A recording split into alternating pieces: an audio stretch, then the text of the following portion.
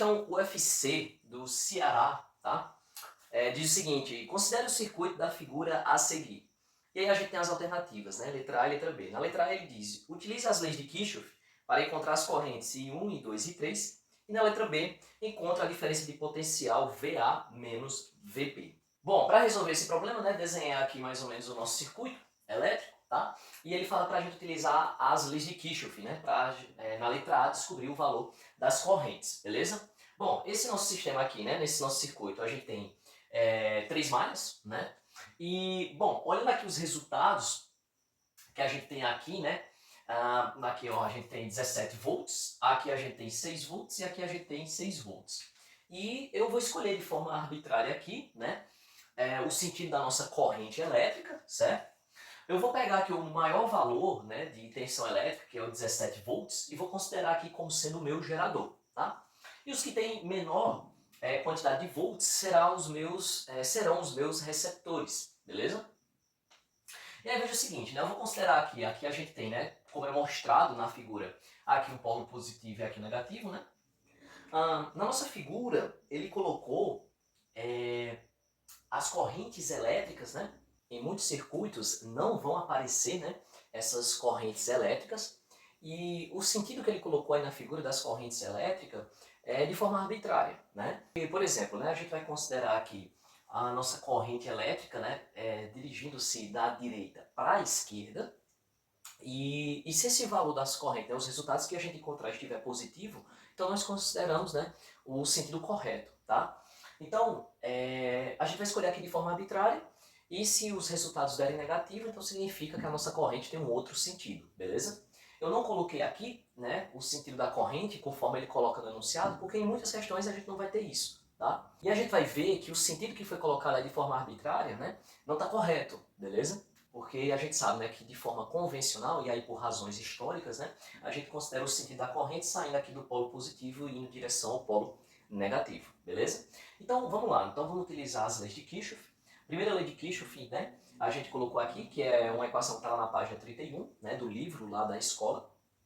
E a segunda lei de Kirchhoff, que é essa equação aqui que está lá na página 31. A primeira lei de Kirchhoff diz que a corrente elétrica, né, que entra em um nó, o valor dela, né, essa corrente total, ela vai ser igual à soma das correntes, né, que foram divididas quando passaram por esse nó.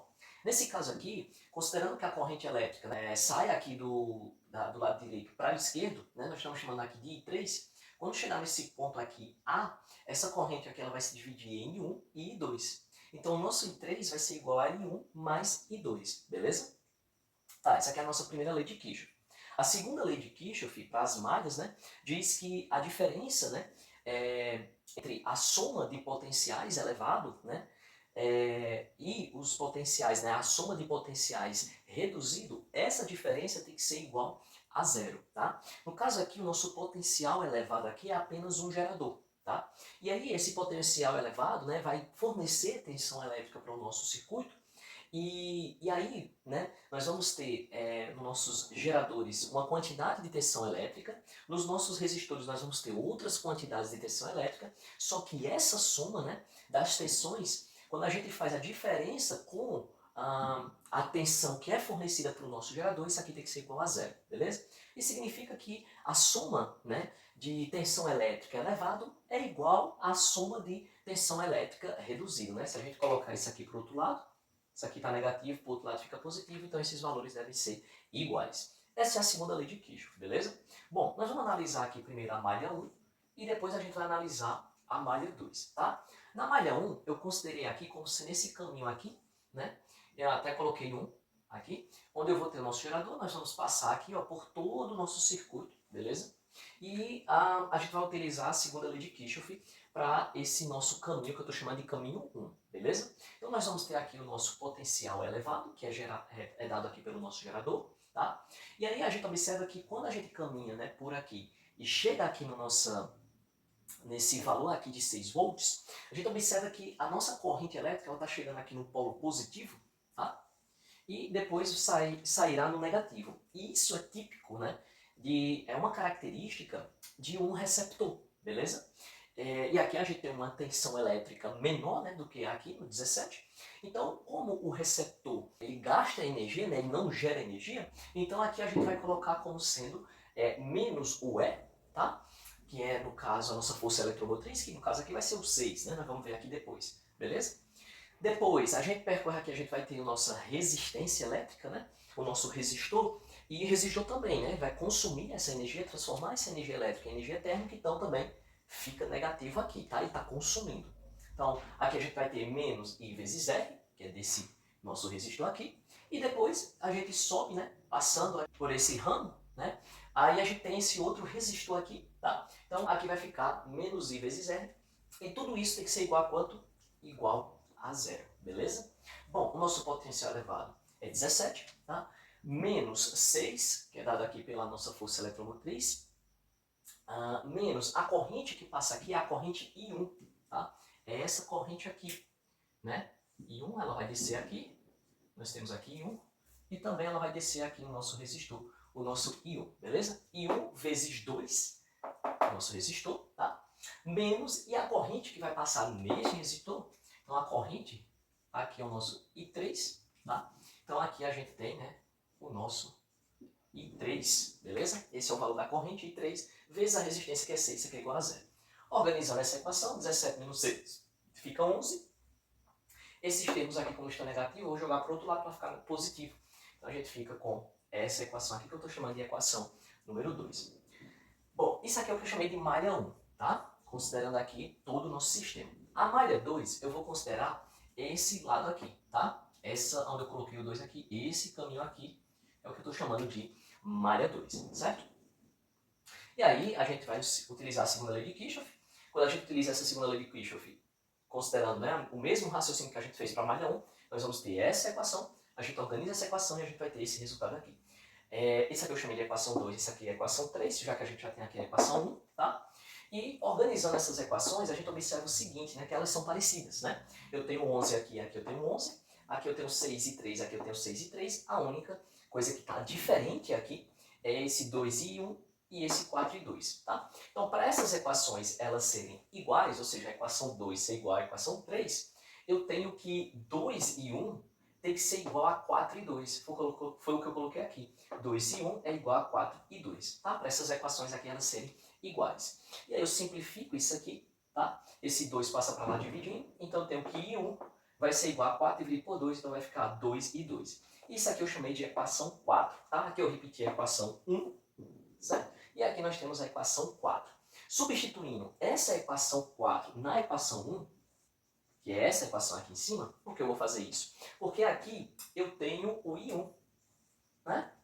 E quando eu substituir I1 como sendo 2 e 2, eu vou ficar 2 e 2, mais I2, isso aqui vai ficar 3 e 2, tá? Então, I3, que é essa nossa equação, substituindo aqui, nós vamos ter como 2 e 2 mais I2, 3 e 2, e isso aqui eu chamei de equação número 5, beleza? Agora tem como eu descobrir o valor de I2, né? Basta eu substituir essa equação número 5 na equação de número 3, que é essa equação aqui, tá? E aí, quando eu faço essa substituição, eu tenho aqui 11, tá? 4 e 2 repetir, só que aqui eu tenho 6, repetir o 6, só que aqui eu tenho o I3, né? Fazer de vermelho aqui, eu tenho o I3. Só que o I3 eu descobri que é 3 e 2, então eu tenho aqui, ó, 3 e 2 no lugar do I3. 11, 4 e 2, 6 vezes 3, 18, vezes I2. 4 e 2 mais 8 e 2, isso aqui vai dar 22 e 2.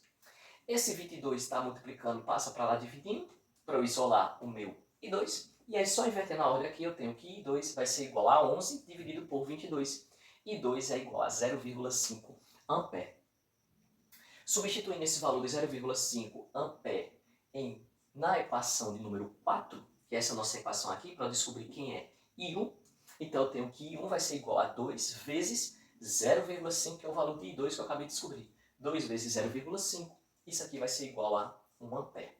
Substituindo esse I2 também na equação de número 5, eu vou descobrir quem é I3, que é igual a 3 vezes I2, que é 0,5, isso aqui vai dar 1,5 ampere. E aí está respondido a letra A. Vamos fazer a letra B. Bom, e a diferença de potencial, né, entre os pontos A e B, né, que está aqui no nosso circuito, que eu desenhei aqui, para ficar melhor da gente visualizar, a gente tem que a nossa corrente que está passando aqui é a corrente I2, né? Essa corrente aqui, tanto aqui no meu receptor como também no meu resistor, tá? E a diferença de potencial elétrico é o que o meu receptor e resistor vai consumir, tá? Então eu tenho aqui a tensão do meu receptor, não é gerador, isso aqui é o meu receptor, e a tensão elétrica do meu resistor. Para o meu receptor eu tenho 6, e aí eu somo, né? E aí como é que calcula a tensão elétrica no resistor? Eu tenho aqui a resistência elétrica, que vale 4, né? Ele disse que era 4 ohms, multiplicado pela corrente I2, né? Que está passando nesse resistor, que a gente calculou, né? O nosso I2 como sendo 0,5, tá? E aí a gente tem aqui 6, 4 vezes 0,5, isso aqui vai dar igual a 2. Então a gente tem aqui 8 volts, né? Esse é o valor da diferença de potencial elétrico. Interessante também a gente observar, uma coisa que a gente esqueceu de falar lá da letra A, é que as nossas correntes elétricas deram positivo, né? Então I2 deu 0,5, I1 deu 1 ampere, e I3 deu 1,5 ampere. Então significa, né, que a forma como a gente adotou o sentido da corrente é a forma correta, né? Então aqui eu tenho I3, né? Aqui eu tenho I1 e aqui eu tenho I2, tá? Semelhante ao que foi mostrado, né, no início, aí no nosso livro, né? Então aqui eu tenho I1 para baixo, I2 para baixo e o I3 aqui para cima, beleza? Então tá feito aí a nossa questão.